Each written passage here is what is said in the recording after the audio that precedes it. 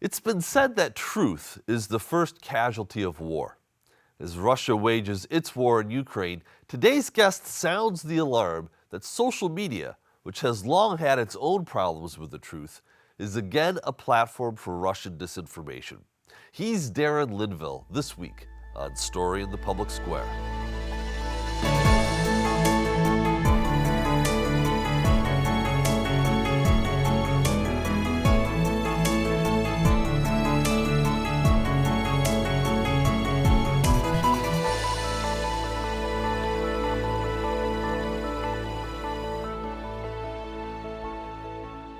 Hello and welcome to Story in the Public Square, where storytelling meets public affairs. I'm Jim Ludis from the Pell Center at Salve Regina University. And I'm G. Wayne Miller with the Providence Journal. This week, we're sitting down with Darren Linvill, an associate professor in the Department of Communication at Clemson University and lead researcher in the Clemson University Media Forensics Hub. He joins us today from South Carolina. Darren, thank you so much for being with us.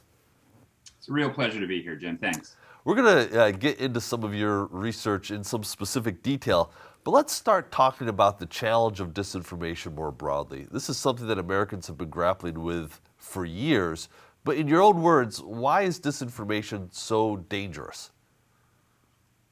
That's a really good fundamental question, to be honest. And I personally think that it's dangerous simply because it's inauthentic. It represents a version of reality that isn't real, and it gets in the way of genuine conversation, genuine discourse. It misrepresents political attitudes, ideologies, even cultures sometimes, and their fundamental beliefs. And I think if we're going to have meaningful political conversation in this country, or really globally, if we're really going to be able to move forward and make the sort of fundamental decisions that we need to make about how to govern, then that needs to be based on a fundamental reality and a shared fundamental reality. And disinformation distorts that.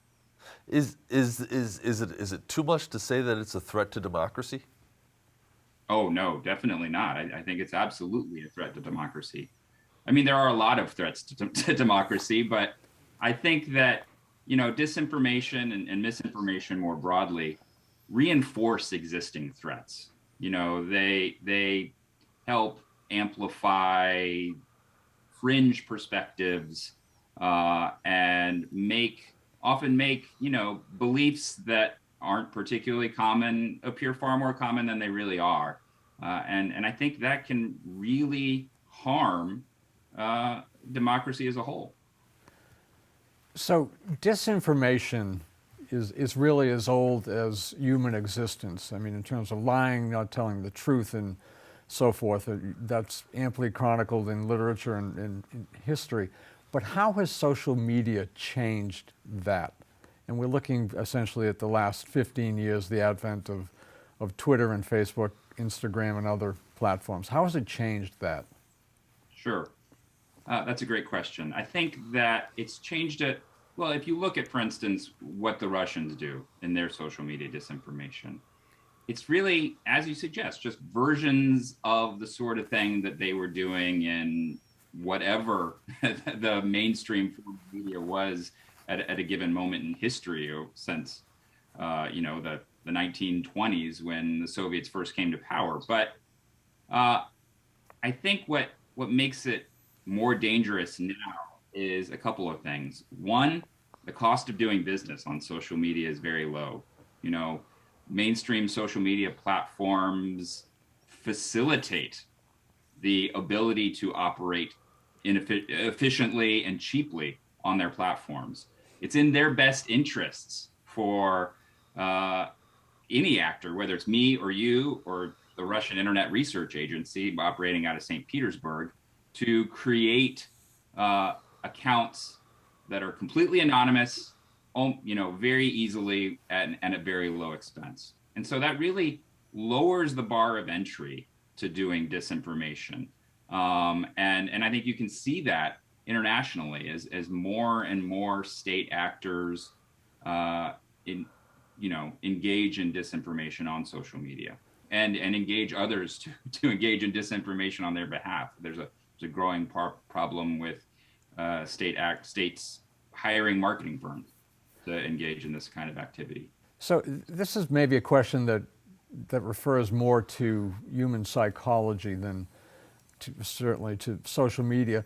Why do so many people believe or accept misinformation, disinformation, when it's relatively easy to fact check pretty much anything that you see on Facebook or Twitter? Why are people comfortable with, they see it on Facebook and it's like, yeah, that's the truth. I'm going to share it with my friends and I believe it.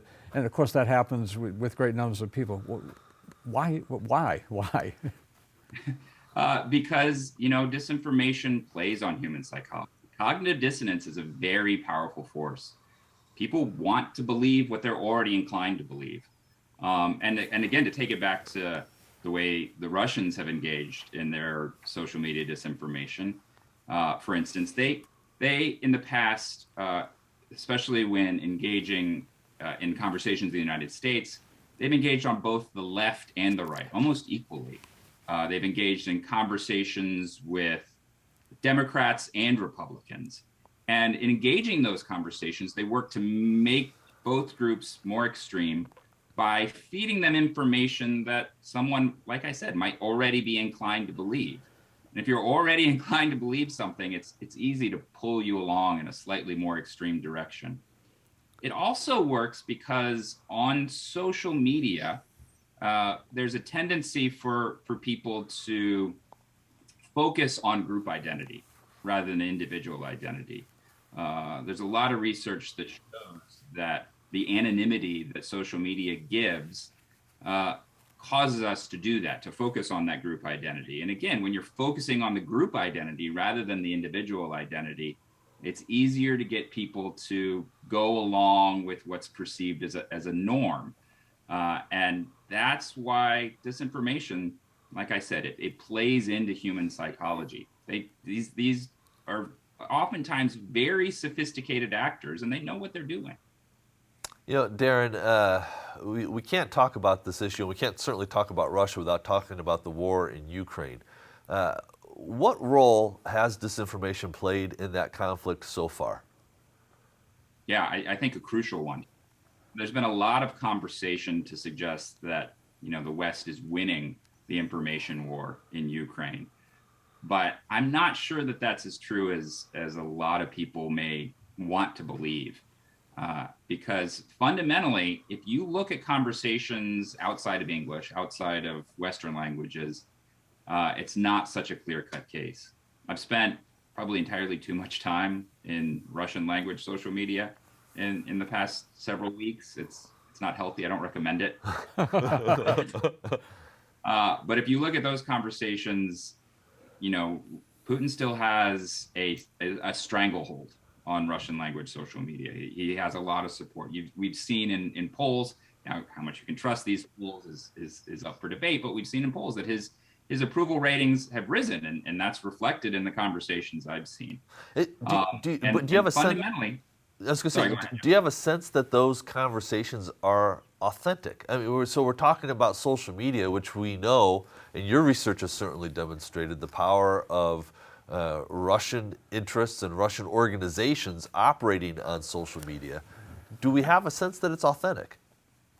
It's a mix, honestly. Our work here at Clemson through the Media Forensics Hub and our team, we've identified several networks of inauthentic activity, some of which are very similar to work done by the Internet Research Agency in St. Petersburg, operating in the Russian language.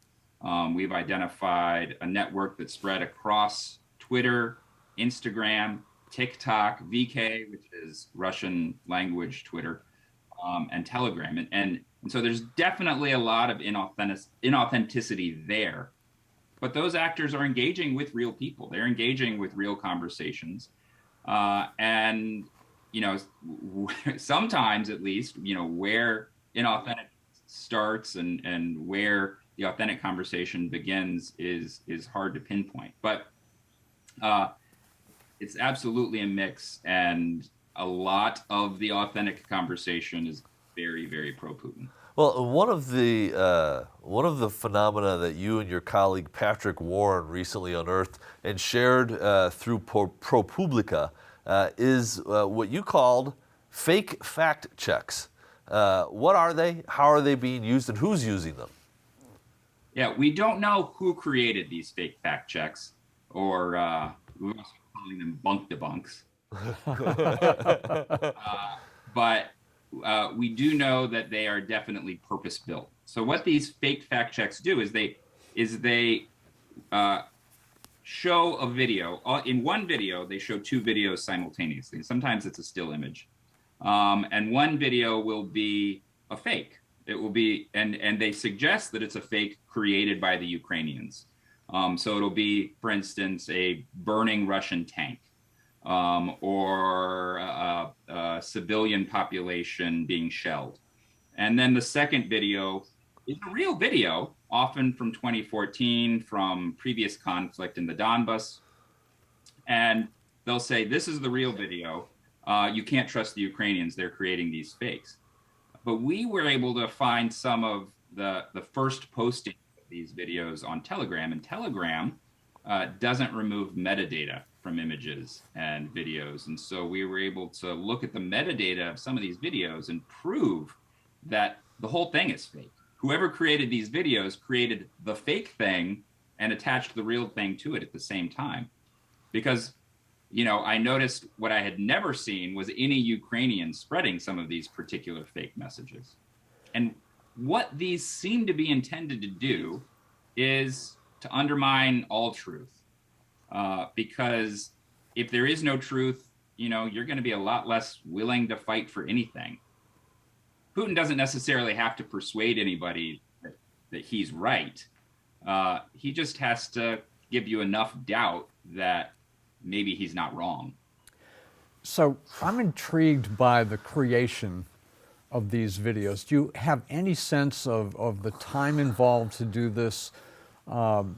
I know you don't know who has been producing them, but maybe you could give an educated guess. Is it young people, older people? I mean, take us inside wherever one of these is being created, and if you can, and describe how these come to be. It seems to me that it would require some time and some expertise to do this well. Sure.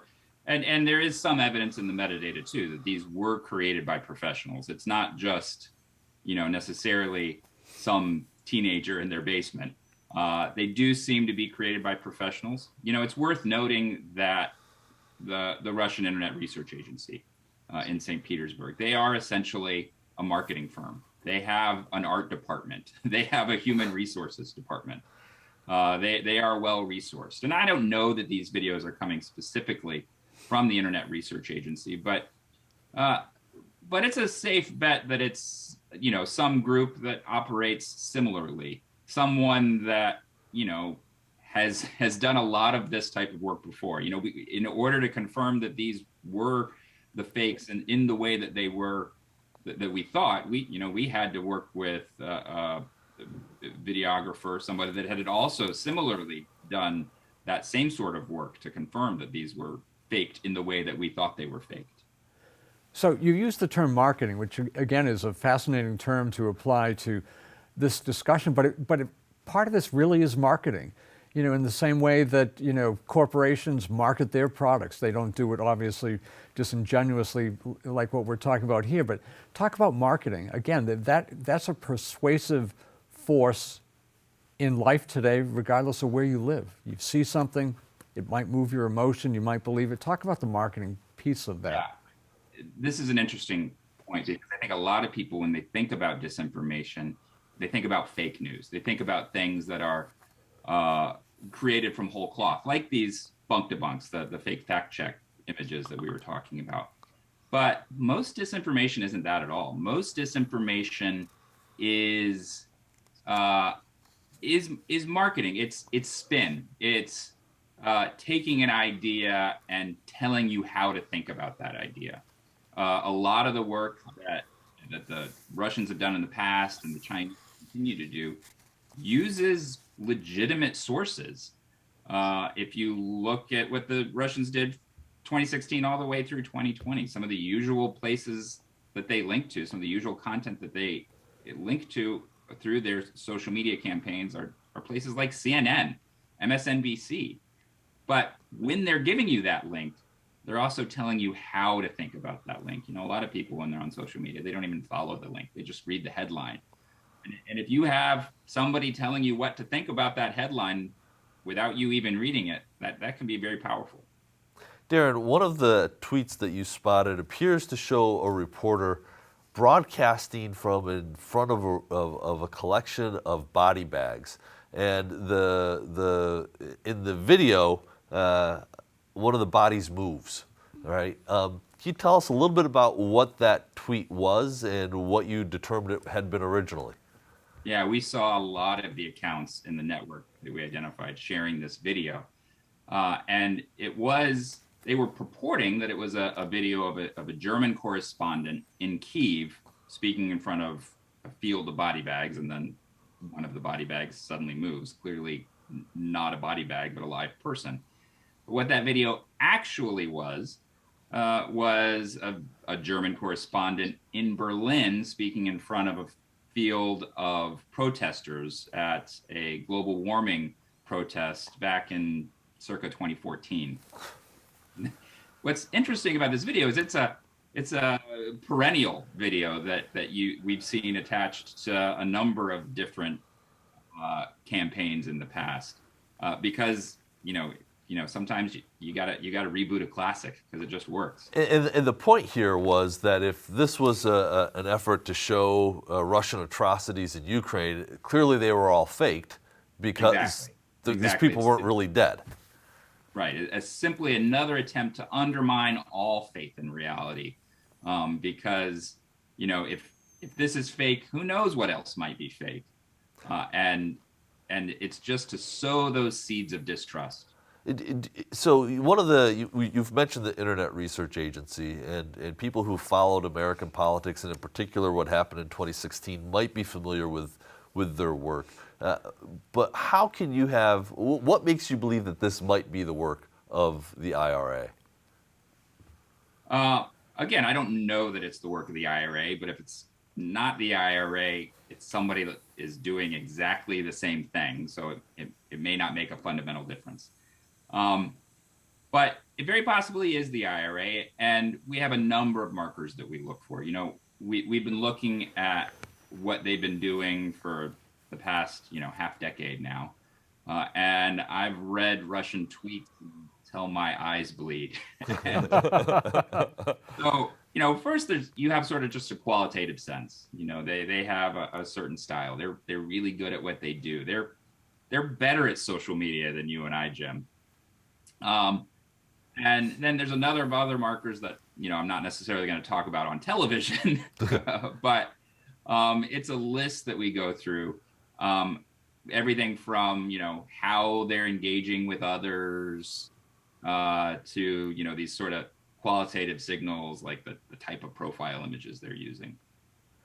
So this all really begs the question, speaking to our American audience, how do you sort through this? What advice do you give to people? This can be very confusing. But people who are interested in truth and information, not lies and disinformation, what would you tell the average person who almost certainly has some social media account and follows news, maybe through a newspaper, maybe online, or maybe on TV? Anyway, what advice would you give? That's probably the hardest question to deal with, because media literacy, it's tough to teach, and it's obviously a growing problem. But what I generally tell people is that they need to treat the digital world like the real world. And I think this is, especially an important lesson for older adults, for folks that aren't digital natives, like we say, people that didn't grow up engaging online every day. So in the real world, when we go out on the street, we know how to treat a stranger. We know that, most strangers are probably fine. They're not going to hurt us. They're not out to do us harm. But at the same time, we're not going to invite a stranger into our home just because they're wearing a T-shirt we like. We're not going to hand a stranger our cell phone and give them all of our friends' contact information just because they said, they agree with us politically. But we do that every day on social media. We retweet people, we repost things from Facebook when we have no idea where that actually came from and who this person may actually be. Anonymity on social media has a lot of advantages, but I think the disadvantages are far starker. So what are the social media companies, Meta and Twitter and others, doing to combat misinformation and disinformation? I mean, they clearly have responsibility to an extent here, I would think. Oh, I absolutely agree that they have a great deal of responsibility. They're the ones that built these platforms that are disinformation machines that that people around the world are addicted to because they need their dopamine hit. But I don't think they're doing more. It is definitely true that they're doing more, and I think they've sort of been forced to politically. But I don't think they're doing enough. To really fix the problem, I think they'd have to fundamentally change the way the platforms operate, and I have no hope that that's going to happen. Darren, give us a sense, if you can, of the reach of these platforms. In some of the reporting in ProPublica, I saw one of these networks that you tracked down had 60 accounts on Twitter, 100 on TikTok, and at least 7 on Instagram. And those numbers don't seem all that alarming. But 12 of those TikTok accounts racked up more than 250 million views. Talk to us about the scale of the audience that these platforms might be able to reach. Yeah, it does. It varies a lot from platform to platform. And what I would say, for instance, the Twitter accounts that we identified were relatively small, but Twitter, at least with this actor that we've identified, does seem to have a little bit of a handle on identifying them and suspending them. Even while we were watching what these accounts on Twitter that were engaging in conversations about Ukraine were doing, before I'd even collected data on some of them, we saw Twitter suspend some accounts. So they were following them at the same time that I was. But these TikTok accounts that we identified, they were had been there longer. It was clear that TikTok was unaware of their activity, and their reach was just phenomenal. I mean, some of these accounts had hundreds of thousands of followers, tens of millions of likes over time. It was some of the most impressive reach and I think that's also indicative just of the difference in the platforms. TikTok is very popular right now. I mean, my students are on it all the time. If I let my daughters be, they would too. But I think that it's just indicative that TikTok's new. They're trying to get a handle on these things still, and they were unaware that it was even there until we pointed it out to them. And I think probably the most important thing to point out too about that level of reach. This is just one set of accounts that we identified. I have no idea how many there might be. I would say that Russian trolls aren't as common as people think they are, but they are there. But like I said, the most important thing to point out is how cheap these are. This is a low cost platform for the Russians to engage in, or other state actors.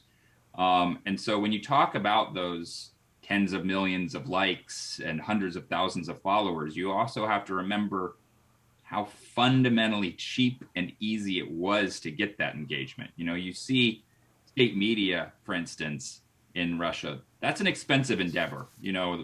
States have to put a lot of resources, a lot of money if they're going to reach their people with television or newspapers. And that's just not true on social media.